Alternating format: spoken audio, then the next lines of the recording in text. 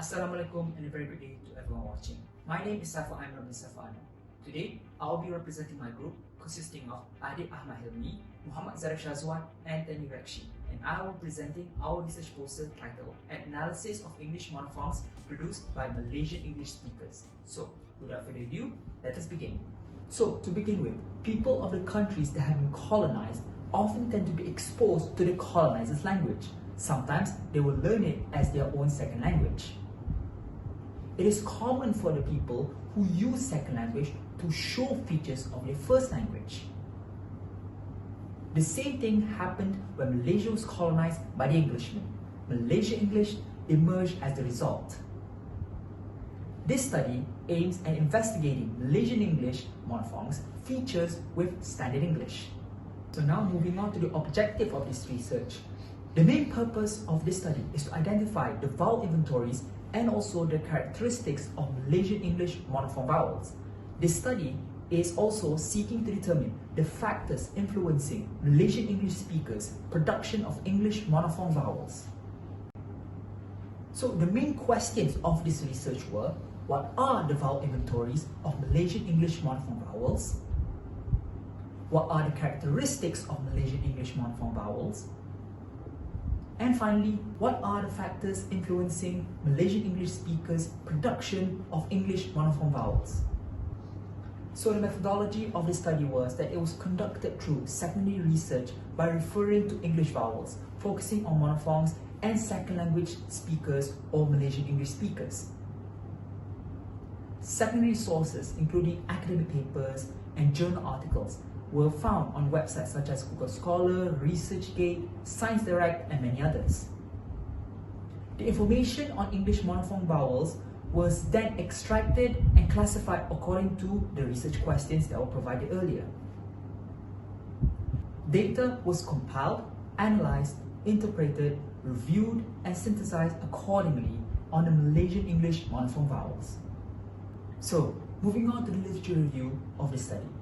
Most Malaysian English speakers model the accent based on British English, as stated by G30.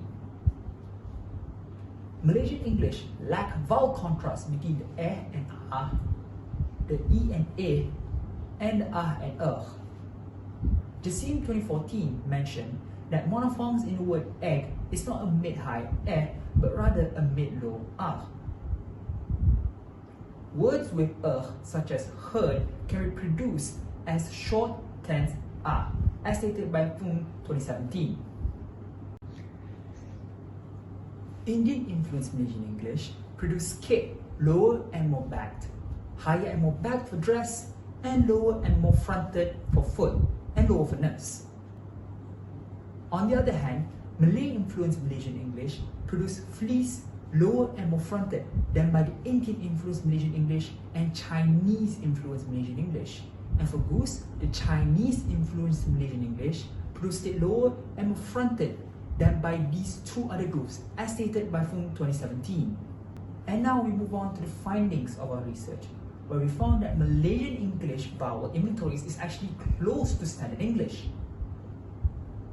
There are actually 13 monophthongs and 7 diphthongs, as you can see in the diagram right here. Now, few long vowels are actually shortened, and there is no distinction between a short and a long vowel. For example, words with such as heard can be produced as short and tense as stated by Jasim 2014 earlier. Now, different ethnics in Malaysia will produce different variants of monophthongs vowel pronunciation of Malaysian English, as stated by Fung 2017. As there are variants of Malaysian English speakers, the difference in pronunciation might become a problem in ELT classrooms. So, educated Malaysian English speakers can actually easily be understood by English speakers of other accents, as stated by Jasim 2014. So, to conclude, there are not many differences between Malaysian English and standard English, possibly because most Malaysian English speakers model their accent based on standard English, as mentioned by Jasim 2014. Though it appears that the characteristics of Malaysian English can also be found in our neighbouring countries, Indonesia, in the Austronesian people.